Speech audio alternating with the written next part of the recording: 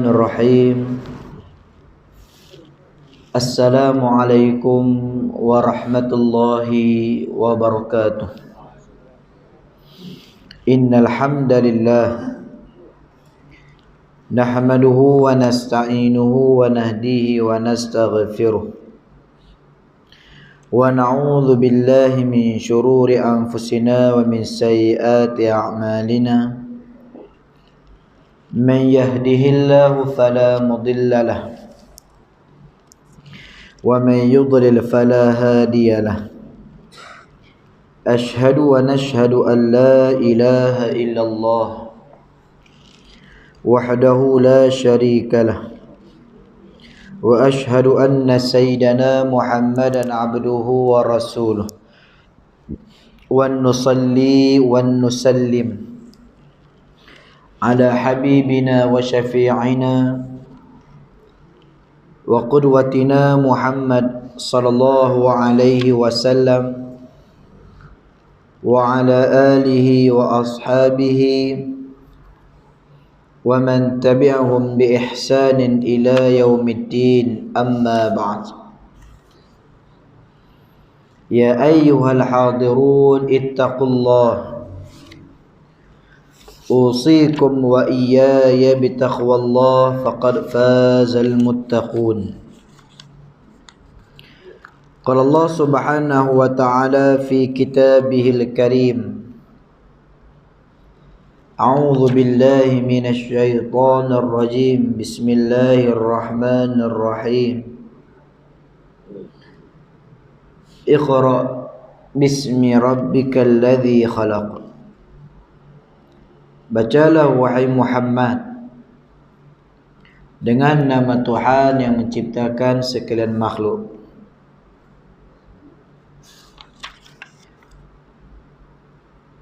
Suratul Alaq ayat yang pertama. Wa qala an-nabiy sallallahu alaihi wasallam, man yuridillahu bihi khaira yufaqihu fid-din. Barang siapa yang dikehendaki Allah kebaikan padanya, maka Allah akan memberikan kefahaman tentang agamanya. Hadis sahih, sadaqallahul azim wa sadaqan nabiyul karim. Yang dikasihi lagi dihormati yang berbahagia pengurusi, Tuan Imam, seluruh ahli jawatan kuasa, muslimin muslimat, hadirin dan hadirat yang dirahmati lagi dikasihi Allah.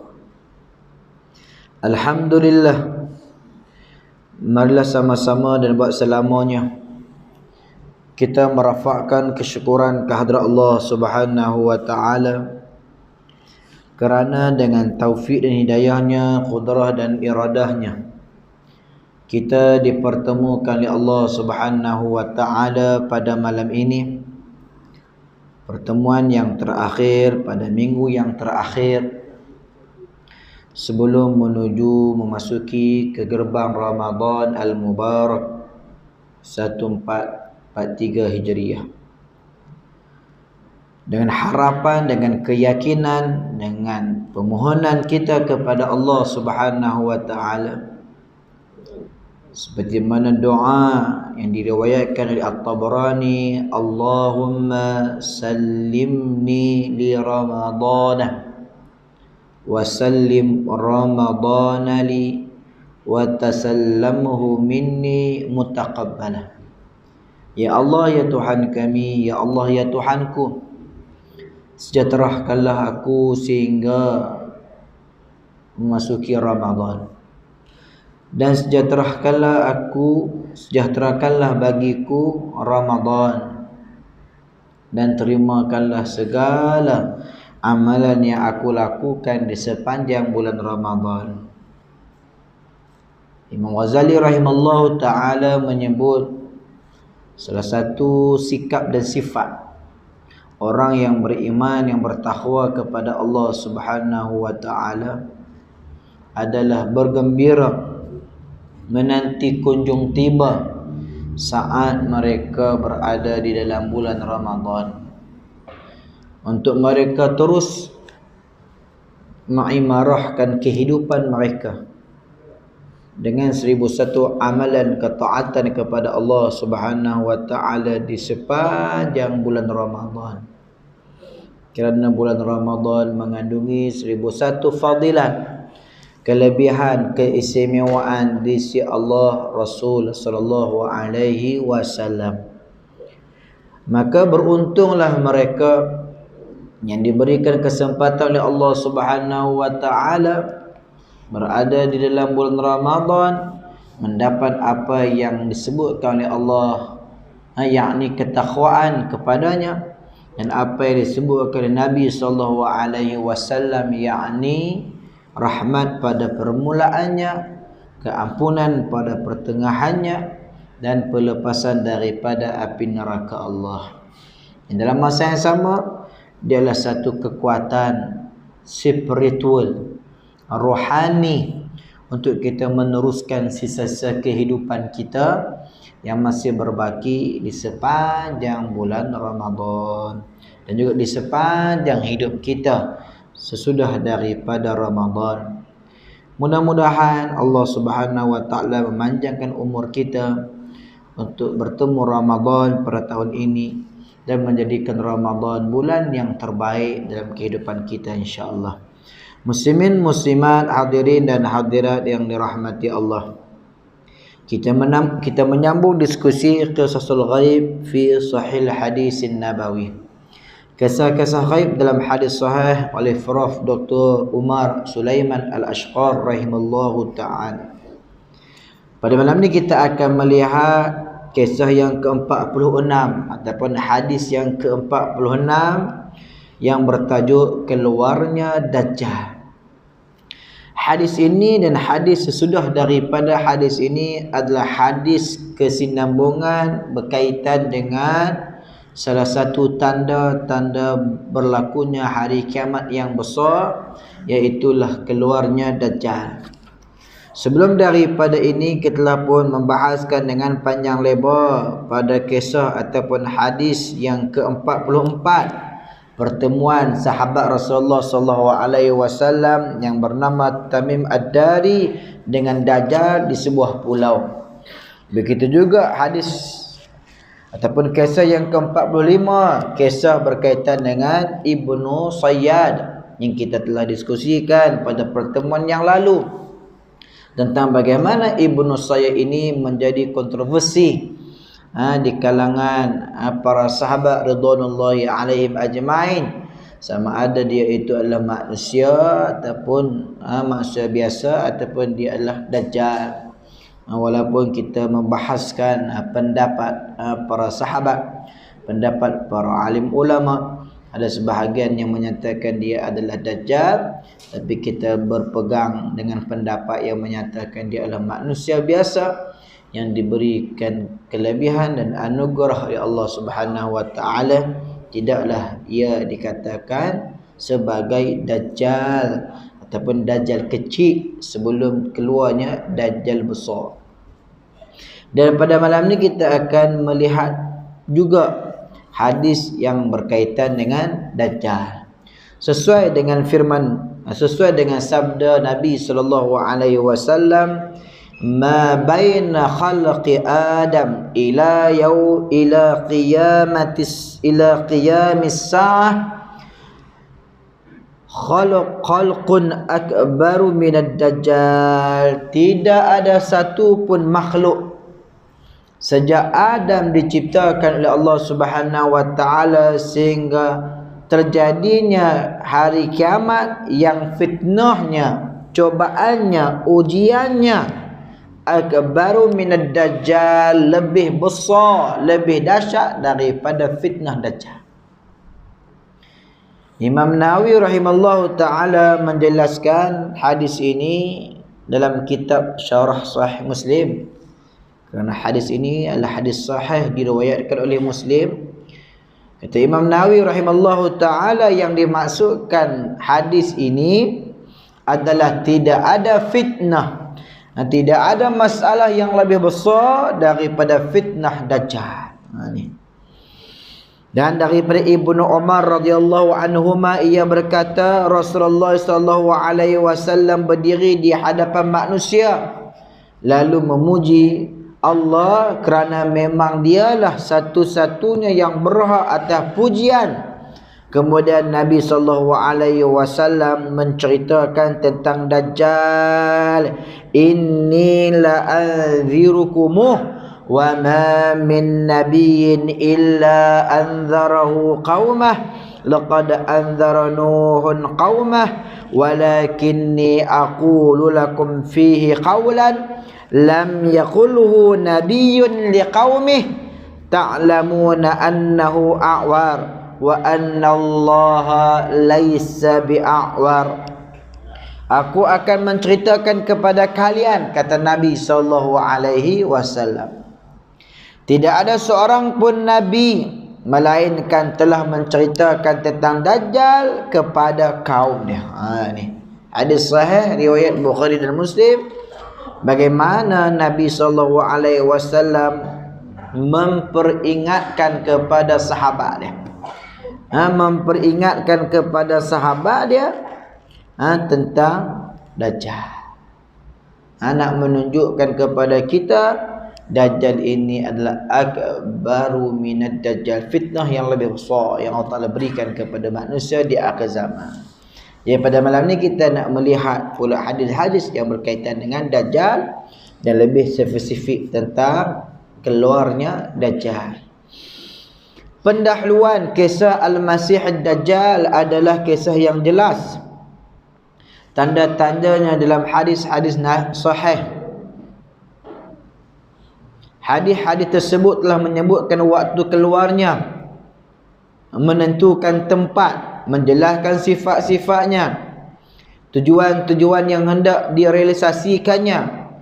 Telah dijelaskan perkara-perkara luar biasa yang terjadi di tangannya, yang memfitnah manusia dan menjadikan ramai manusia yang mempercayai dan mengikutinya. Nas-nas telah menyebutkan bahawa ia mendatangi seluruh bumi kecuali beberapa tempat daripadanya, dan bagaimana ia hendak membinasakan kekuatan Islam di negeri-negeri Islam, dan bagaimana Allah menurunkan Al-Masih Isa bin Maryam Al-Qudsiyah lalu menghapuskan kekuatannya, yakni kekuatan Masih Dajjal, dan membunuhnya serta membunuh bala tenteranya. Dan Dajjal sesekali ia akan keluar pada akhir zaman, namun ia telah diciptakan dan wujud semenjak zaman Nabi SAW, seperti mana yang ditunjukkan oleh hadis Tamim Ad-Dari yang kita diskusikan pada diskusi yang lalu. Ibnu Sayyad berkata kepada Abu Sa'id Al-Khudri, demi Allah sesungguhnya aku mengetahui di mana ia sekarang, dan aku mengetahui ayah dan ibunya. Dan dalam satu riwayat, sesungguhnya aku mengetahui kelahirannya dan tempatnya dan di mana ia berada. Ini kata Ibnu Sayyad, yang menjadi kesamaran kepada Nabi dan juga para sahabat akan status sebenarnya Ibnu Sayyad ini. Sehingga akan Allah memberikan kelebihan kepada dia, dia boleh mengetahui di mana Dajjal berada, mengetahui ayah mak dia. Dan dalam riwayat yang lain, hadis sahih riwayat Muslim, dia juga mengetahui bila lahirnya Dajjal dan juga di mana ia berada. Ni apa yang disebutkan oleh Ibnu Sayyad. Maka kita akan lihat kepada nas-nas hadis tersebut. Anin Nawas bin Sam'an qala dzakara Rasulullah sallallahu alaihi wasallam ad-dajjal dzat ghadatin faqaffata fihi wa rafa'a hatta zalannahu fi ta'ifatin nakhl falamma ruhna ilayhi 'arafa dhalika fina faqala ma sya'nukum qulna ya Rasulullah dzakarta ad-dajjal ghadatun فخفضت فيه ورفعت حتى ظنناه في طائفة النقل faqala khairud dajjal akhwafuni alaikum in akhruj wa ana fikum fa ana hajijuhu dunakum wa in yakhruj wa lastu fikum famru'un hajiju nafsihi wallahu khalifati ala kulli muslim innahu syabun qatatun ainuhu tafi'ah ka'anni ushabbihuhu bi'abdil uzza bni qatan faman adrakahu minkum falyaqra' alaihi fawatiha suratil kahf innahu kharijun khallatan bainal syami wal iraq fa'atha yaminan wa'atha shimala ya ibadallah fathbutu qulna ya Rasulullah wa ma labthu fil ard qala 40 yawman qaumun ka sanatin wa yawmun ka syahrin wa yawmu ka jumu'atin wa sairu ayyamihi ka ayyamikum qulna ya Rasulullah fadhalikal yawmul ladzi ka sanatin atakfina fihi salatu yawmin qala la uqduru lahu qadarah qulna ya Rasulullah wa ma isra'uhu fil ard qala kal ghaithis tadbarathu riyah fayati ala qaumi fayad'uhum fayu'minuna bihi wa yastajibuna lah fayamuru as-samaa'a fatumtir wal arda fatumbit fataruhu alaihim sa'irihatuhum atwala ma kanat dhuran wa asbahu durura wa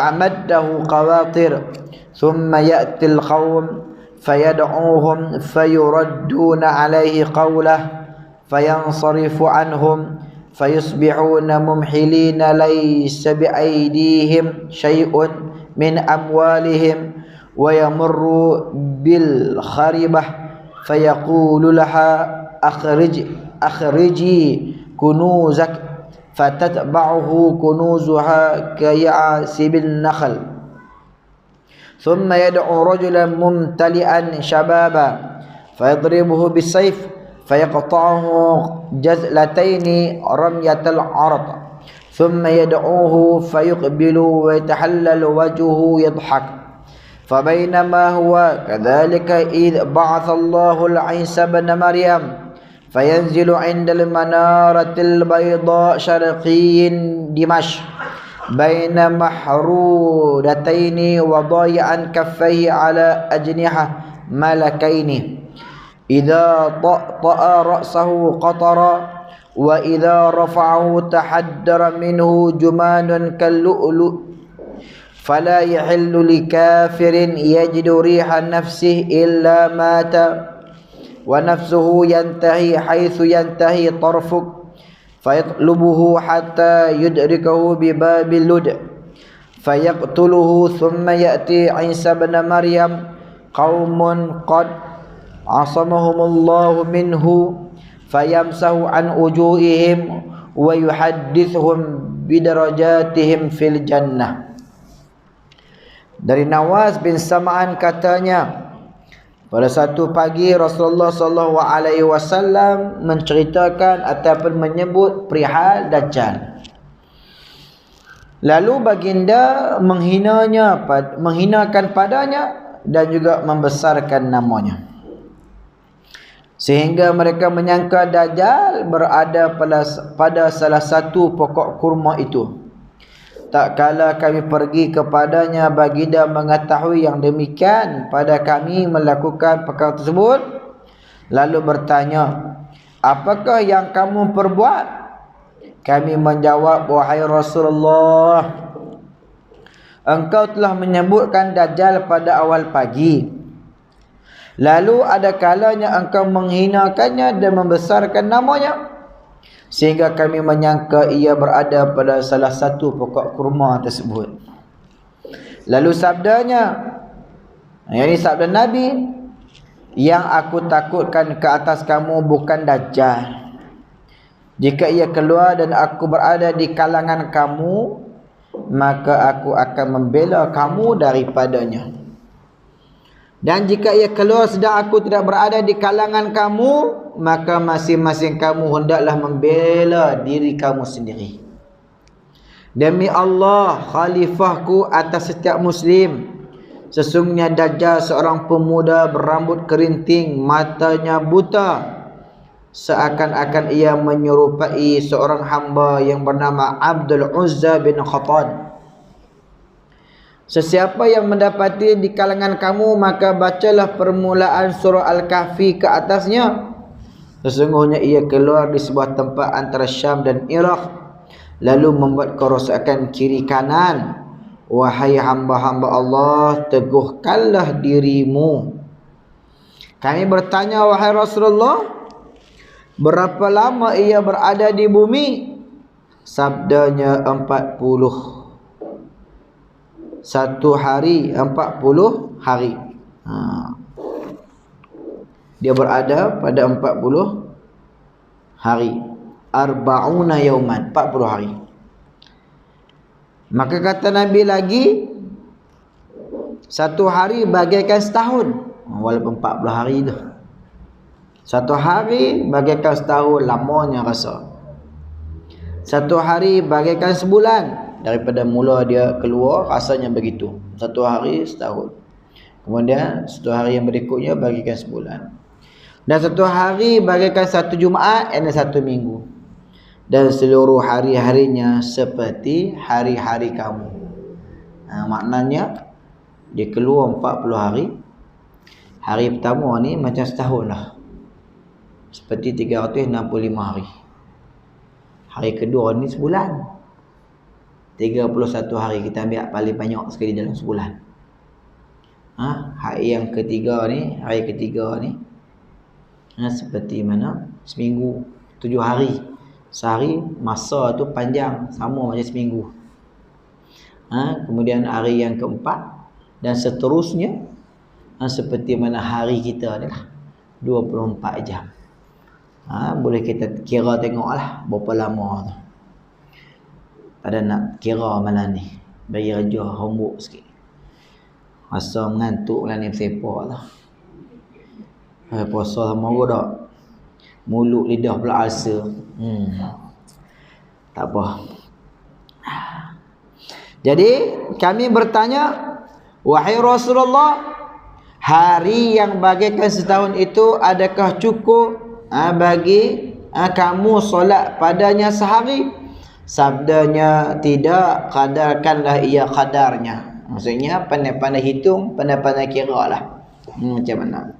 Nak kira sehari itu solat sehari semalam 5 waktu 17 rakaat ke, ataupun kira seperti mana setahun kita mendirikan solat. Kira macam mana? Kata Nabi SAW, pandai-pandai kamu kira, pandai-pandai kamu hitunglah waktu tu. Kami bertanya, wahai Rasulullah, berapa kadar kepatasannya di bumi?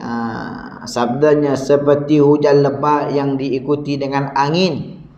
Ia datang kepada kaum itu lalu mengajak mereka, maka mereka mempercayai dan menyambut seruannya. Ni nak cerita perjalanan Dajjal ni. Tempat dia keluar antara Syam dan juga Iraq, dia melakukan kerosakan kanan dan kiri. Dan waktu tempoh dia berada di muka bumi ini 40 hari. Dan bagaimana permulaan dia itu berada di bumi. Dia cerita ni, Nabi cerita. Dan keupayaan dia, kelebihan dia, menghasut orang, menggoda orang, mempengaruhi orang. Maka mereka mempercayai dan menyambut seruannya. Ia memerintahkan langit menurunkan hujan, bumi menumbuhkan tumbuhan, lalu hujan daripada langit turun, bumi mengeluarkan tumbuh-tumbuhan yang subur.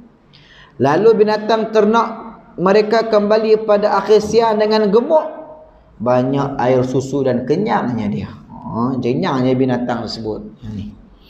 Kemudian datang kepada kaum lainnya dan menyeru mereka, lalu mereka menolak perkataannya, maka ia pun meninggalkan mereka. Yakni orang-orang yang berimanlah, yang sabar, yang kukuh kuat pendiriannya, yang istiqamah, yang tetap dalam agamanya.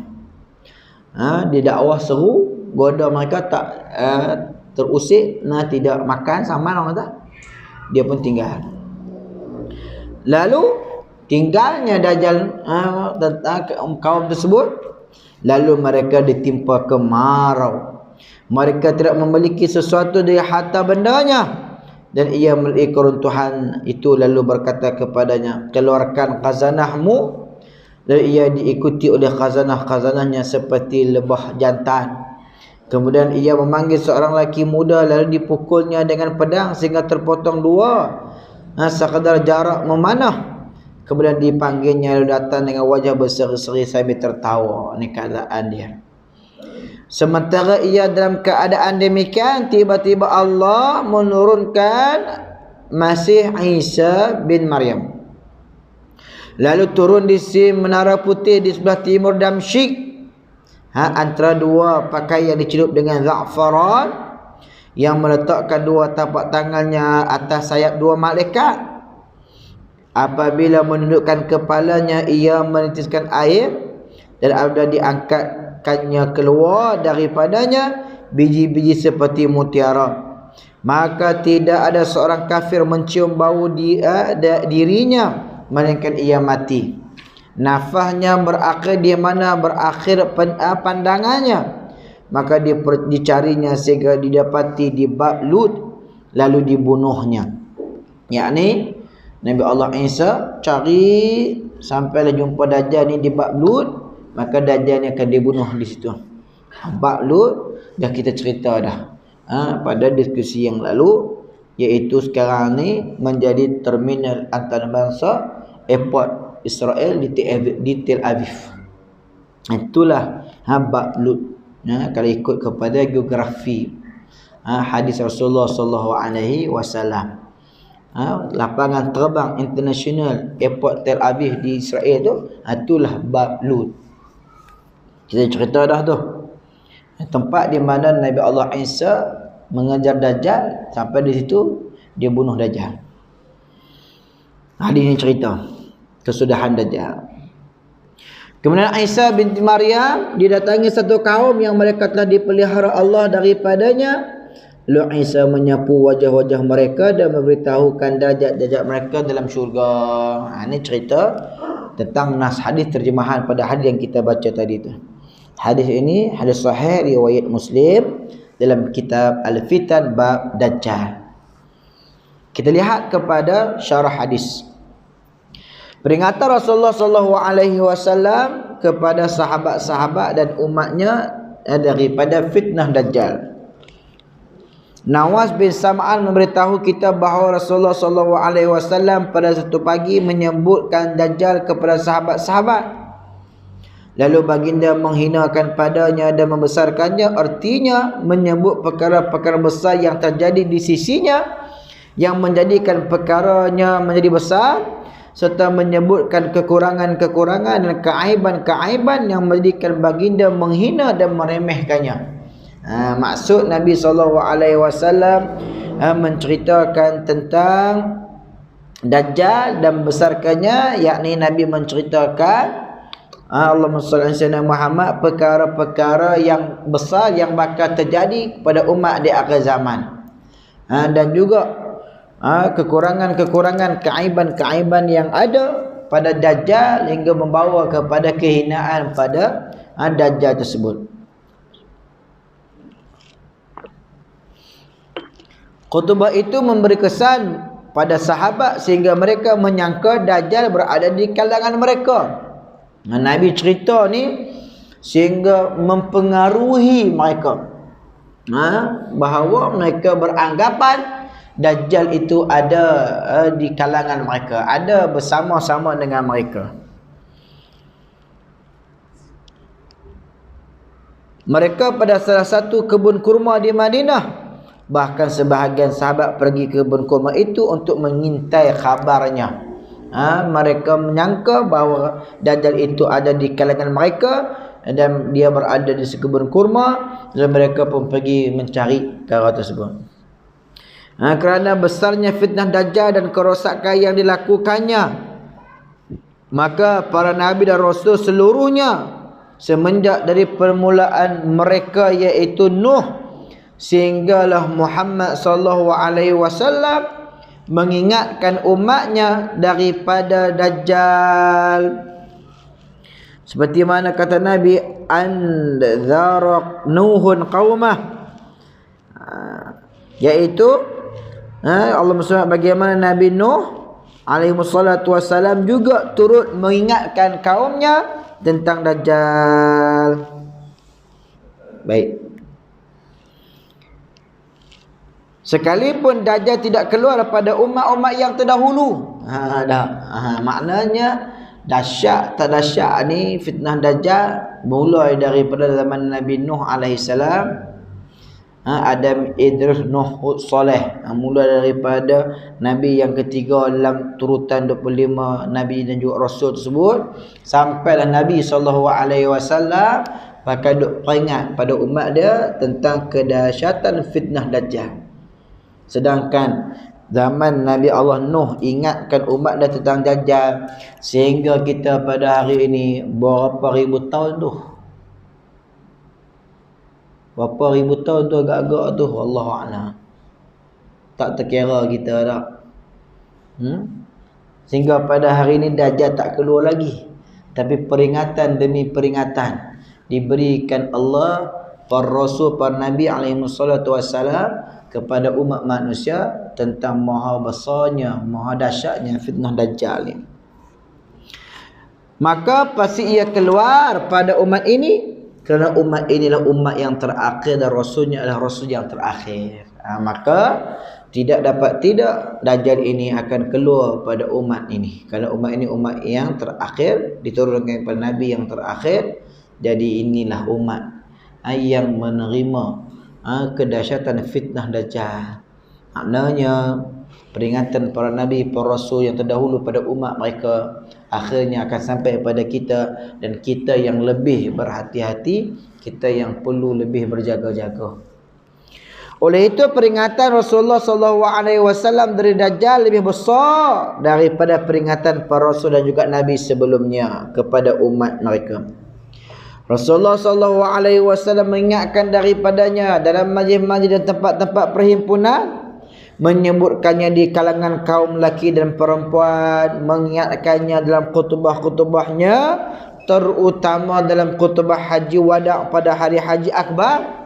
Rasulullah SAW menyifatkan Dajjal secara terperinci, bagi dia menyebutkan sifat-sifat dan keaiban-keaiban ciptaannya yang menjadikan orang yang melihatnya segera mengenalinya.